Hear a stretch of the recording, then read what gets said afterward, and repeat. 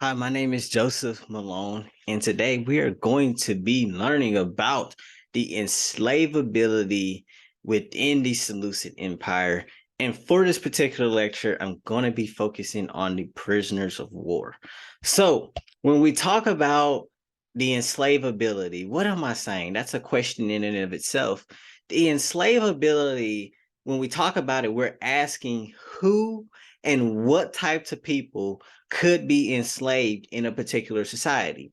The fact of the matter is that from a historical lens, it was very arbitrary. There was no like concrete rule of thumb. Like if you had five thumbs and two left toes, like you would be a slave. Like it it arbitrarily looked different across different societies. And so as historians, if we're gonna when we're studying the slave history in particular, we want to ask this question at the beginning of our studying: is who exactly could be enslaved?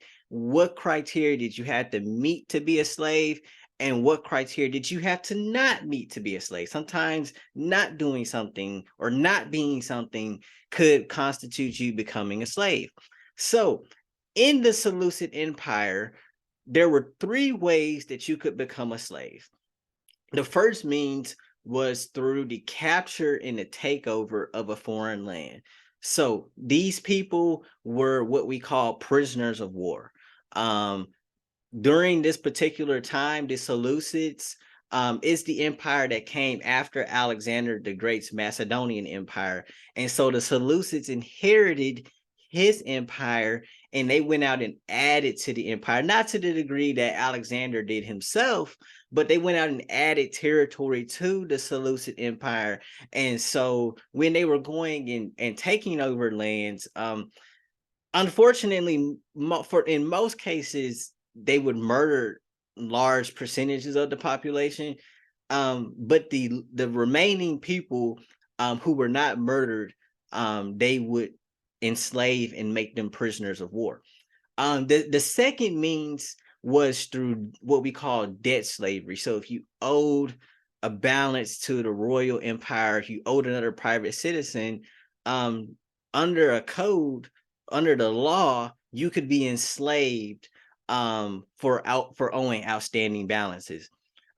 And then the third was the in-house breeding of slaves. So when we think about the transatlantic slave trade, and we think about how some American slave owners would think of their population as a self-producing slave population or a self-producing population. Like they had a labor force that was self-producing. They had free labor and it was self-producing. So that's what we mean when we talk about in-house breeding of slaves. So what's interesting about the debt slavery, and we're going to get to this in the next slide, what's interesting about the debt slavery is that in ancient Greek society, so we have to understand that the Seleucids were Greek and they were Hellenistic.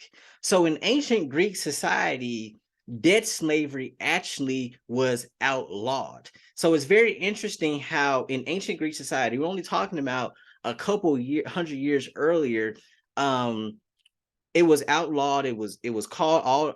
There was a massive debt cancellation, and then only a couple years later, we see debt slavery re-enter into the Greek and Hellenistic society under the Seleucid Empire. So that's really interesting, and we'll be discussing that more in depth in a later video. But for the point of this video, I want you guys to understand the nativism that was going on at this particular time, or what the nativism point of frame of thought that the ancient Greeks and the Hellenistic people had at this particular time.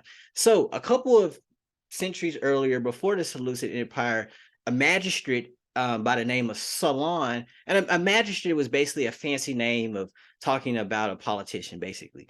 And so Solon, you guys could do some more research about him. He was one of the most wisest people to ever live in Greek society. And so he called for the cancellation of all public and private debts. And so he also called for the abolition of enslavement for debt. So this was a really big thing at the time because most slaves were debt slaves. And so it was like, okay, well, how do we go and get slaves now if we can no longer enslave people for debt? So they had to think of a new way to go and enslave people. And so that's when we get to this point where we talk about prisoners of war, because it was now illegal to enslave citizens.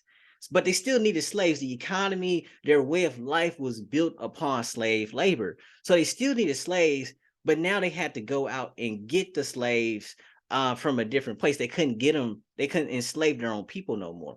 And so what this did is it created a kind of nativist attitude, and nativism basically means that you favor your own people over the populations of different places. And so that's what happened. No longer would people feel okay with enslaving themselves, but they were okay with enslaving foreigners. And the reason for that was predominantly because they looked at the foreigners differently. They spoke a different language. Their way of life was different.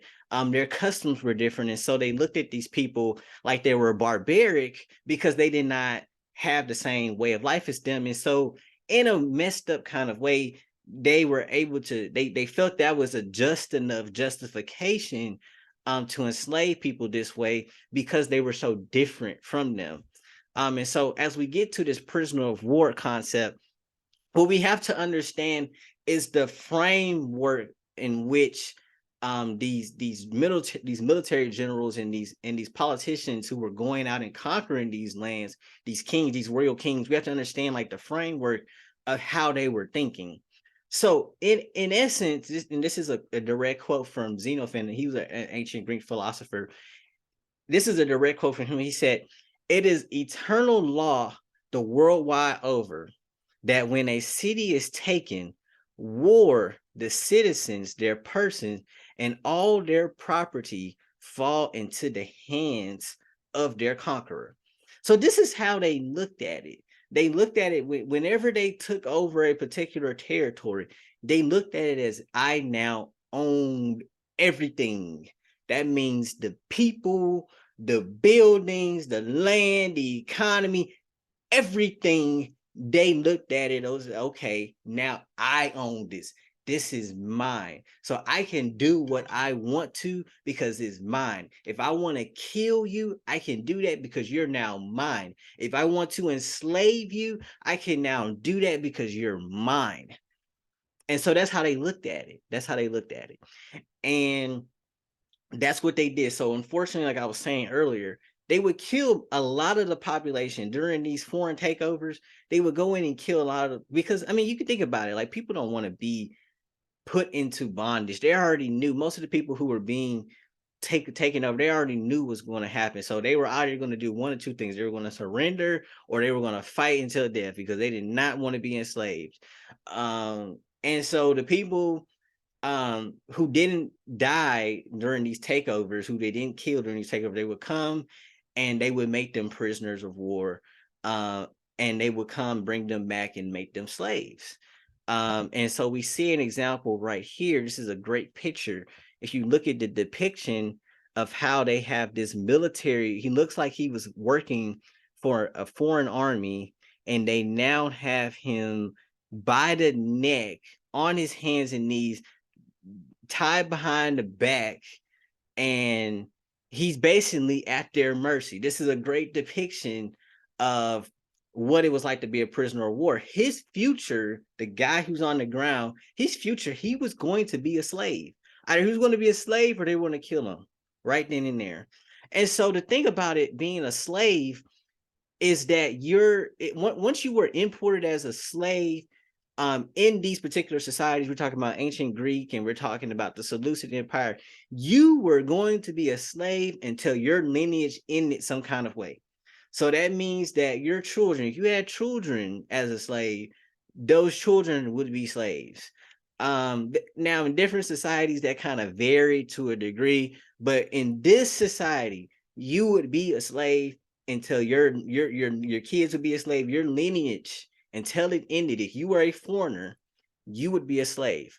But the big thing that I want you guys to take away from this, is that slaves the attitude around slaves and why they started making prisoners of war slaves was this nativist attitude that had manifested under the ancient Greek Empire, and it carried its way through to the Seleucids.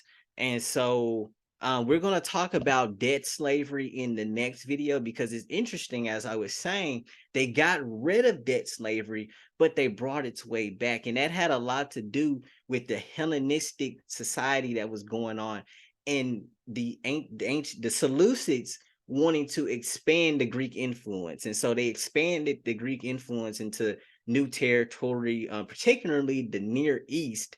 And so the Near East was a really big place for debt slavery. The ancient Near East, debt slavery was a really big thing in the ancient Near East. And so we're going to discover that a bit more in the next episode. But I hope that you'll leave this episode understanding a bit more about enslavability, what it was like, to how you could become a slave in the Seleucid Empire, and why the institution of making people slaves from prisoners of war became a thing. And so with that being said, my name is Joseph, and until the next time, I'm out. Peace.